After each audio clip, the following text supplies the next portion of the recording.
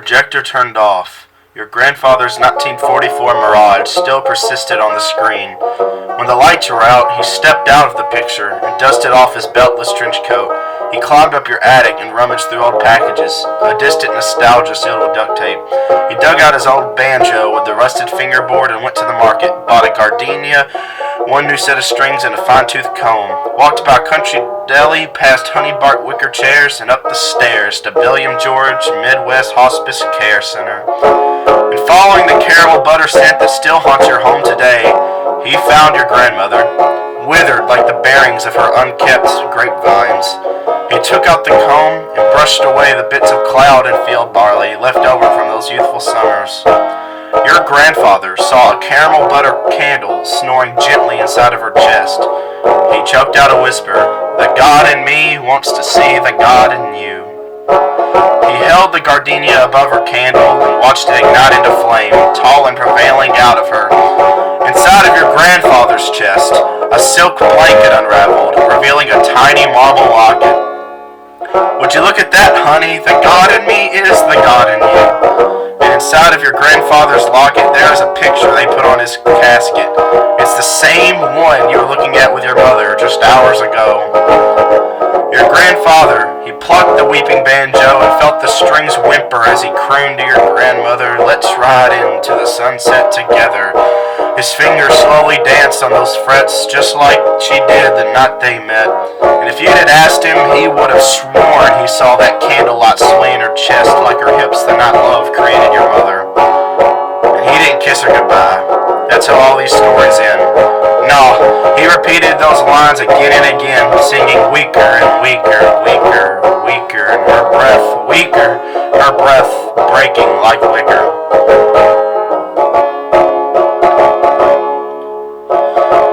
The smoke rose from the tired wick. You awoke with so much sweat on your back you thought you were in the great Atlantic. And once downstairs, you need to turn on that projector, and there stands your grandfather's 1944 Mirage, a dissonant smile, like he always knew war would take him, but still uncertainty. Did you know that the night your mother was planted, a 450 metric ton meteorite exploded above the earth? Yeah, right near their home in Pennsylvania. Your grandfather always thought that was your mother. And did you know that the morning you were planted, your father came home with a used banjo he bought from a junkman in Texas? Your mother cried for an hour when she saw it. It smelled like childhood. You opened the banjo case you stored in the attic. It's forgotten. Swear you saw a gardenia petal fall out. But you could never find it.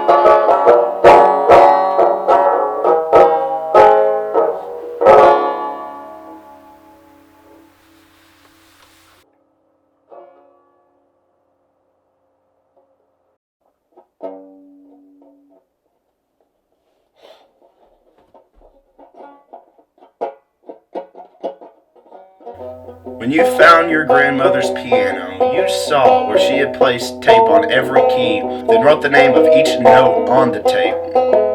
And nothing ever sounded so out of tune and in key all at once. And when your grandfather's banjo joined in, your mother's tiny hands clacked a set of spoons on the same knee you rested your head on at your grandmother's funeral.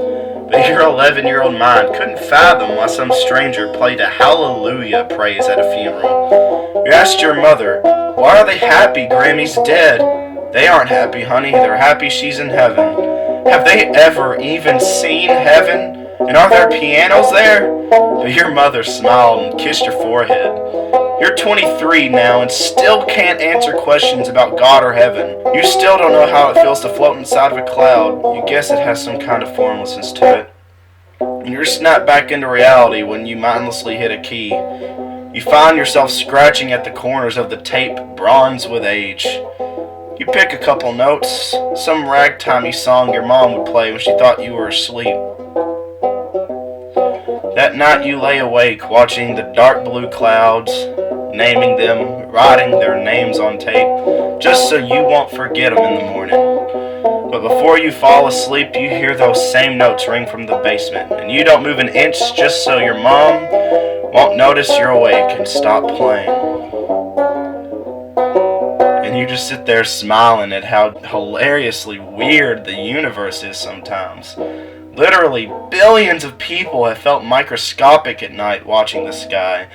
And you know this is true because of all the songs there are about it. But if anything, please rest easy knowing your Grammy is enormous now.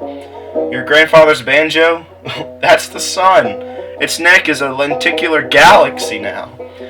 And when the morning comes with stomach pangs of hunger, just know your Grammy has a big dipper just full of Sunday breakfast and turkey dinner, and a little dipper full of dandelion wine. Because of you, the clouds remember their names.